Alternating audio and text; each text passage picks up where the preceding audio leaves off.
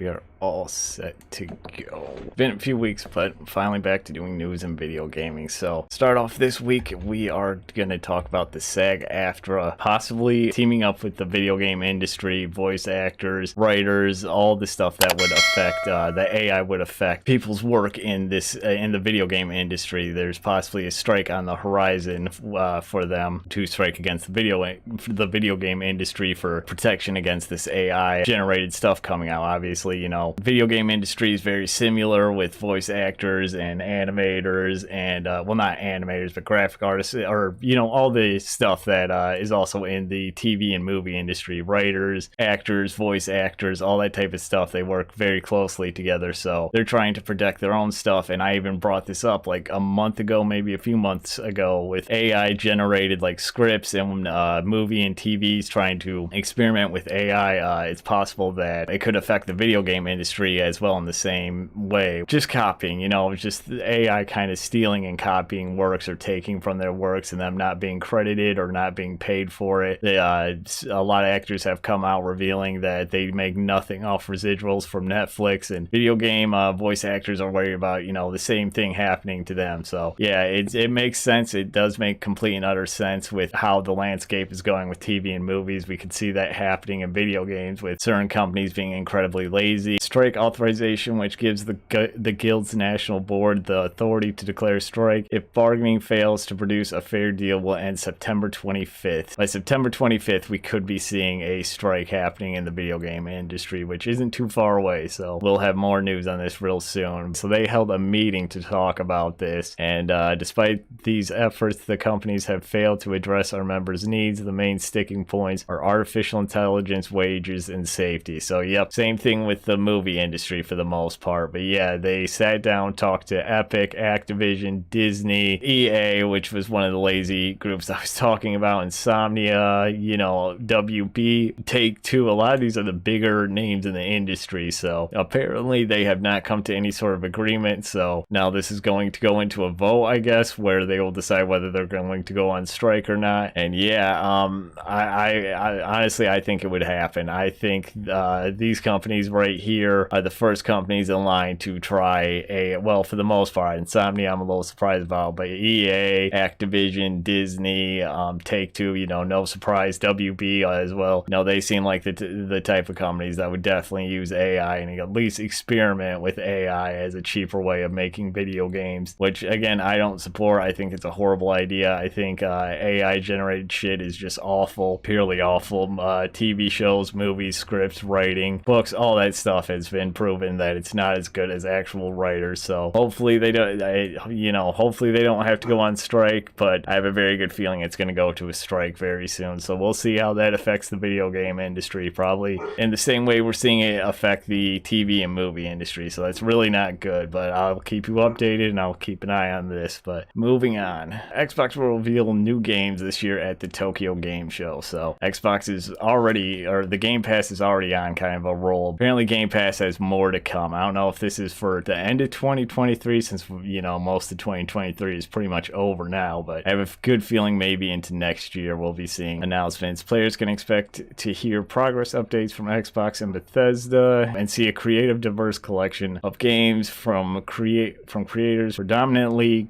located in Japan and across Asia. Oh, that's pretty cool. So this is going to be like for the Japanese, Japan and Asia games from, you know, studios over out there. Cool. So looking forward to this. But yeah, Tokyo Game Show runs from the 21st to the 24th. So if I'm off and I can, well, at some point in time we'll watch it and go through it and review it and whatnot. But yeah, we're definitely going to be seeing some Xbox stuff there, some new Xbox stuff, some more stuff coming to Game Pass, hopefully some really good stuff. So, you know, for the next year, the Game Pass will have some really good games to play. I mean, right now you got Starfield, you got Liza P coming out real soon. There's a few more. There's a lot coming out real soon to Game Pass. So if you have Game Pass, you know, just a lot of good stuff coming out to look forward to. And Tokyo Game Show, September, in a few weeks, not too far away, end of September. So a lot of good stuff coming up. Probably have this and then the VGAs, because that's what, November, December, somewhere in there. But yeah, end of the year coming up. Anyways, Annapurna is making a Stray movie. So this happened real quick. This game came out what? Well, no, I think it came out a few years ago now. now. But anyways, Stray went from being, you know, an indie game to like a mainline game that, or a mainstream game that everyone was losing their shit for. Now it's on Xbox. I really got to pick this up when I can and play it. And now it's getting its own movie. Now I don't know, there's no trailer. I don't know if this is coming to Netflix. It's a buddy comedy about a cat and a robot. There's such a hilarious dynamic. So you have one of the robots we see in game. There's comedy inherent in this, but there's not one human being in this movie. So pretty interesting, a cat and a robot. But yep, it's definitely happening. It's been confirmed. Not much more than that. No trailer, unfortunately. I'll keep an eye out for the trailer when it comes out, but definitely look forward to seeing this and seeing the trailer for it. You know, Annapurna does great animations. Everyone loves Stray. Everyone loves cats, so it should be a good time. Epic Games Chief Creative Officer Donald Mustard is leaving Epic. This is kind of sad because he's been there for 25 years. He was responsible for Fortnite. He okayed Fortnite, I have a feeling. He was the one that was like, yep, go ahead and make it. But, you know, he did a lot of good things for Epic and the gaming atmosphere, so kind of sad to see him step down, but gonna retire. Leaves, I guess, a pretty good legacy behind. He claims in his tweet that Fortnite has a lot of good, exciting stuff coming up. We'll see what that means. I think Fortnite has gotten kind of stale. I try to jump in every season or every other season, but the battle passes kind of suck every year, and the game's just kind of come kind of a dead repeat of everything it is every other year, even with the new stuff they add every season. But yeah, still kind of a titan of the industry for his time, so kind of, you know, sad to see someone step down after so many years. But, you know, his time to step down came. 25 years is a very long time. He looks good for, you know, as old as he is. You know, you would not guess this dude has been in the gaming industry for 25 years, over 2 decades. But, you know, it's a step down, and enjoy the rest of life. Huge jaw-dropping, amazing things coming to Fortnite is what he said. We'll see. I would like to see it come back in a big way. Donald Mustard, gone from Epic Games, Chief Creative Officer, one of the driving forces behind its hugely successful Fortnite. So, you know, did a lot for Fortnite, did a lot to make that game stick around for so long and stand out when it did. So cool, kind of cool. I mean, you know, just change in the industry coming. Epic is going to see someone step up into that position, and we'll see how that affects Fortnite. It's going to be interesting to see what happens to Fortnite over the next few years. This just came out this morning. This, I think, is one of the worst ideas ever, and I'm amazed the government is not stepping in and being like, no. So Roblox is launching an avatar-based voice call with facial motion tracking now. It's just the fact that Roblox has a very, how do I put this, shady fan base. They have a lot of older people that are doing a lot of not good things on there. Let's put it like that. I don't know what I could say on YouTube, but if you follow Roblox and some of the stuff that's happening there, or with, you know, users and even mods of the Discord server, you know, it's just a very shady community, kind of. There's a very shady and dark part of the community, and I don't think this is I think this is going to be taken advantage of by them. But essentially, this is coming out this year, which is pretty surprising with how little time is coming out this year. They announced it this morning, Saturday morning, and apparently it will be out at the end of this year.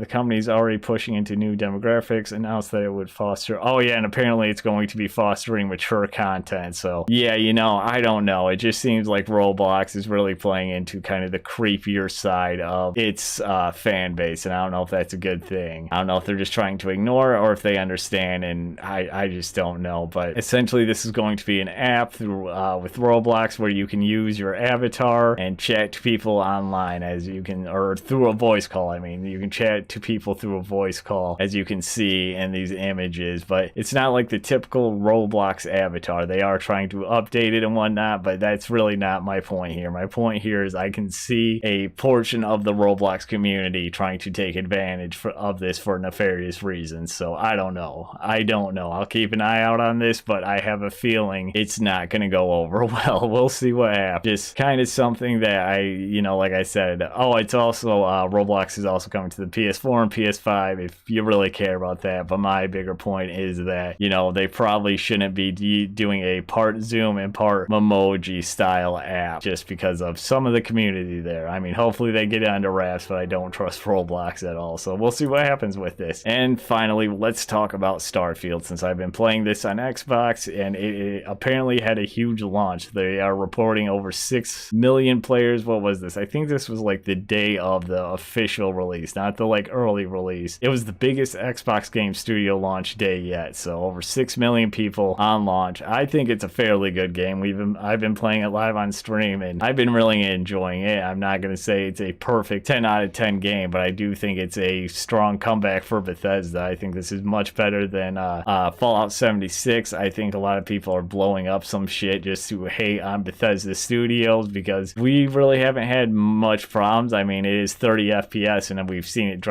dip lower than that, but for the most part, it's got a pretty smooth frame rate. So, you know, there's that. It looks really good for the most part. It plays really well. It story-wise, it isn't the greatest. So I've had more fun doing activities and side jobs and just exploring and shit. But yeah, I can understand why, you know, 6 million players were intrigued by it. Let's see how these numbers last, though. It's always about, you know, this was day one. There was a lot of hype around it, some controversy that I think some people wanted to check into for themselves. So let's see how long people stick around. There's been some big streamers that I think have fallen off with it and have had some negative things to say about it. So we'll see. Overall, though, I'm enjoying it. I'm going to keep playing it and see how I feel about it. But currently, I want to take my time with it still. So, but yeah, still hasn't beat up Forza 5's record of 10 million players in its first week. Still hasn't been out for a week. So we'll see. 6 million players is a good start, though. Critical reception has been largely positive. Metacritic score of 86 and 87 respectively. So I feel like that's pretty accurate. You know, not, you know, something that I think everyone's going to love wholeheartedly and it's going to like unionize, or not unionize, but bring the gaming community together. But you know, it's still a fun game. There's still a lot of fun to have. Great sci-fi role-playing game where you can make whatever you want. I think the customization, but the traits and the kind of Elder Scroll backstories you can give your characters that give you certain abilities to start off with are a lot of fun and give you a lot of variety of play styles. But for the most part, it's the Fallout in space. Like, if it looks like a Fallout in space type game, it plays like a Fallout in space. But it's still, you know, I'd say it launched a lot better than 76. At least the day one launch I got to play on Game Pass was so much better than 76, and so it's definitely better than 76, which puts it right up there with some of their better games, I would say. So I definitely recommend giving it a shot, especially if you got Game Pass and you pay you know, all you're paying is for Game Pass. Then, you know, what do you really have to lose? Just give it like 3 or 4 hours. But you know, that'll be it for this week's edition of news and video games. So thank you so much for watching. If you're new here, make sure to go down below, like, subscribe.